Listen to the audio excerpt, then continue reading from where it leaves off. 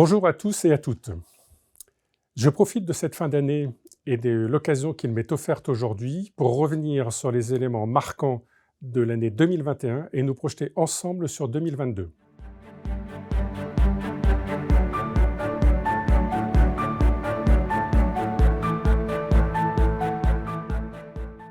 Malgré le contexte de la crise sanitaire, notre union départementale a porté de nombreux projets en faveur des personnes en situation de handicap.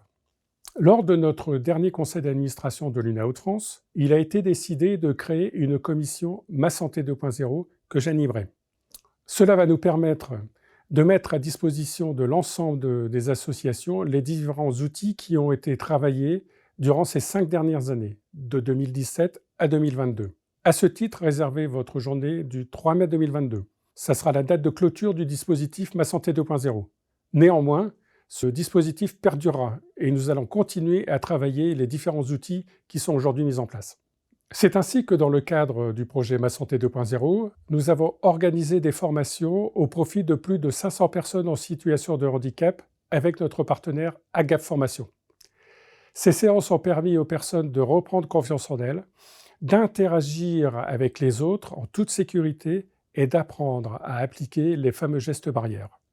Le dispositif Emploi accompagné, coordonné dans le Nord par notre union départementale et l'ADAPT, s'est développé de façon significative, puisque c'est 300 personnes qui sont accompagnées dans leur projet d'insertion professionnelle en milieu ordinaire.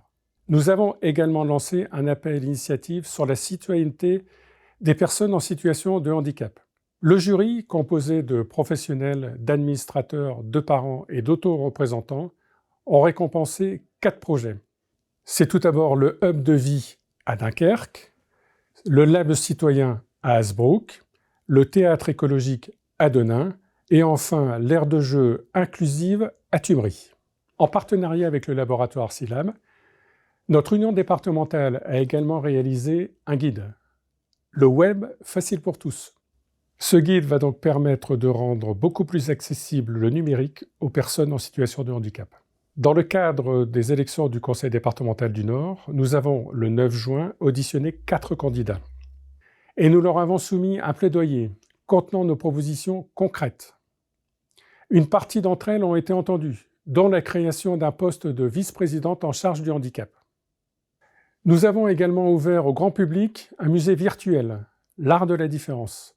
150 œuvres ont été réalisées par des personnes en situation de handicap pour les associations Papillon Blanc du Nord. Vous pouvez le consulter sur www.l'artdeladifference.fr. Et enfin, nous avons organisé une journée au bénéfice des professionnels des services d'aide et d'accompagnement à la parentalité, ayant pour thème la séparation, et animée par le philosophe Bernard Benatar, avec des interventions fortes en émotion de plusieurs parents accompagnés. Comme vous le savez, nous gérons 2 établissements. Nous avons aussi multiplié les actions en faveur des personnes accompagnées et de leurs proches.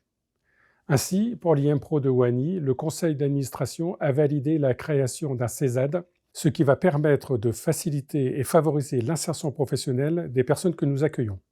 De son côté, les professionnels de la Masse de Tumery se sont mobilisés pour assurer un accompagnement quotidien en faveur des résidents, de leurs familles, en maîtrisant au mieux les mesures sanitaires, mais aussi en permettant des spectacles et des actions en tout genre. Je remercie donc l'ensemble du personnel pour son implication au quotidien en faveur des personnes accompagnées et de leurs familles. Ces quelques exemples illustrent l'action fédérative et l'action gestionnaire de notre association.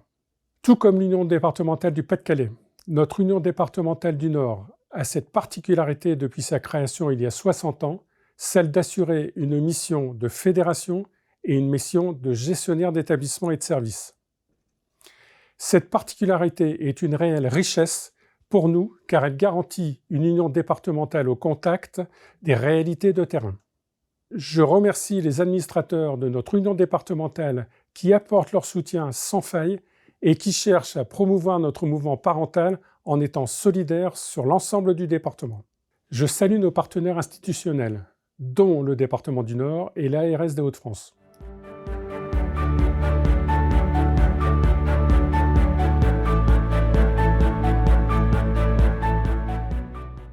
Pour 2022, nous maintiendrons nos exigences pour que les personnes en situation de handicap mental soient davantage la préoccupation des pouvoirs publics.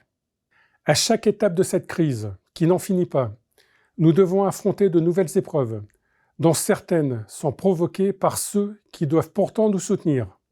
À ce titre, le refus du gouvernement de déconjugaliser l'AAH pour les couples, c'est un scandale. La mise en place du moratoire pour la fin des départs en Belgique non souhaités, sans la création de nouveaux dispositifs en France, c'est un scandale. L'oubli de financer les revalorisations salariales de tous les professionnels, c'est un scandale. Autant de mesures incohérentes qui fragilisent encore plus les conditions d'accompagnement des personnes et qui plongent dans l'angoisse leurs familles. La mobilisation organisée à Lille le 30 novembre dernier, en présence de plus de 7000 manifestants, a permis de mesurer la préoccupation majeure des familles, des personnes accompagnées et des professionnels. Certes, la prise en compte des personnes les plus fragiles a un coût.